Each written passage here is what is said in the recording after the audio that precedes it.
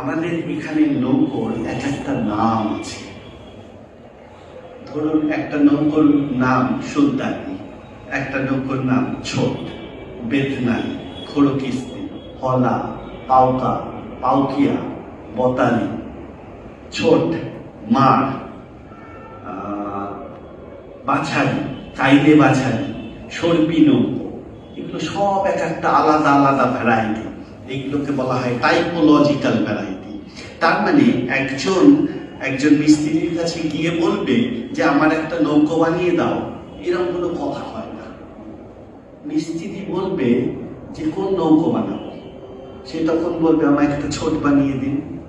তখন সে বলবে এই ছোটটা কোথায় চলবে, সে বলবে মন্ডল ঘাটে চলতে পারে, আবার কিছুটা সময় আমি সমুদ্রের দিকে নিয়ে যাব। তখন বলবে না, তাহলে তার যে রাগ হবে সেটা একটু অন্যরকম।